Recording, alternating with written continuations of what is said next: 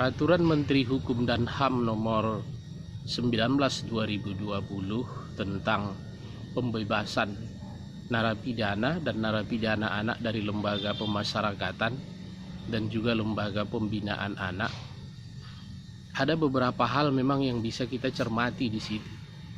Yang pertama adalah apabila warga binaan pemasyarakatan ini kita lepaskan dari lembaga pemasyarakatan khususnya pidana anak, saya rasa tidak ada salahnya. Kenapa? Karena beberapa kejahatan yang disangkakan terhadap anak itu adalah pidana di bawah 5 tahun. Kenapa? Karena kita tahu bahwa pidana maksimal bagi anak itu adalah 10 tahun.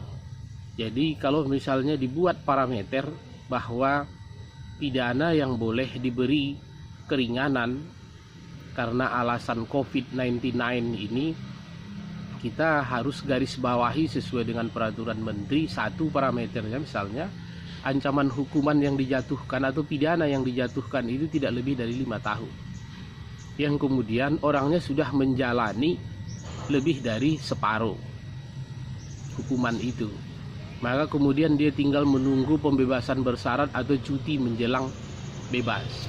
Nah, ini satu parameter. Parameter yang kedua adalah apabila terhadap pidana anak tidak masuk dalam kategori pidana pembunuhan, pidana narkotika yang sifatnya dia sebagai pengedar, distribusi, atau juga sebagai cukong, barangkali kalimatnya yang lebih pas. Nah, yang ketiga, kalau misalnya pidana orang dewasa, satu, dikecualikan dari pidana terorisme, dua, dikecualikan dari pidana pemerkosaan, pembunuhan keji, dan segala macam. Tapi menurut saya kalau hanya perkaranya perkara pidana korupsi, penipuan, penganiayaan, dan pidana-pidana umum lainnya, kenapa tidak? Kenapa? Ada keuntungan yang diperoleh oleh negara. Satu, misalnya beban yang ditanggung oleh negara tidak banyak. Dua, bahwa warga binaan pemasyarakatan ini kembali diurus oleh keluarganya. Tiga, bahaya terhadap pertimbangan-pertimbangan lain baik secara ekonomi, secara sosial dan budaya, ya bisa ditanggulangi secara tanggung renteng oleh keluarga, bukan lagi oleh negara. Yang keempat, saya sangat sependapat misalnya apabila keputusan menteri itu kita jalankan, kita dukung sepenuhnya, tetapi berkenaan satu misalnya dengan narapidana perempuan. Narapidana perempuan satu misalnya yang sedang menyusui anak, yang baru melahirkan, kasus apa saja, kecuali pembunuhan atau pengguguran kandungan atau pembunuhan biasa.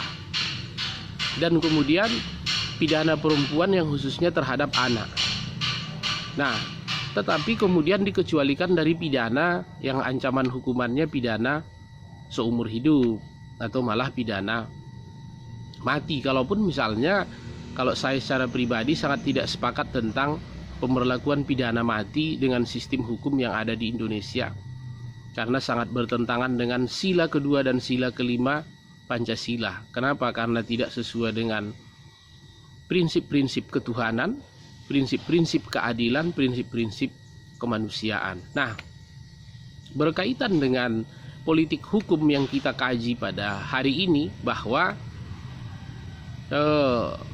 kita sebetulnya sudah lama menunggu ada sebuah gebrakan atau apa yang disebut dengan fake funding yang dibuat oleh pemerintah.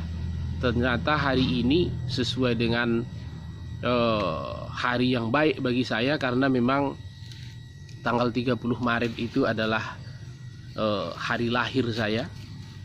Kemudian lahirlah sebuah peraturan Menteri Hukum dan HAM yang berkaitan dengan pembebasan narapidana tanggal 30 Maret 2020.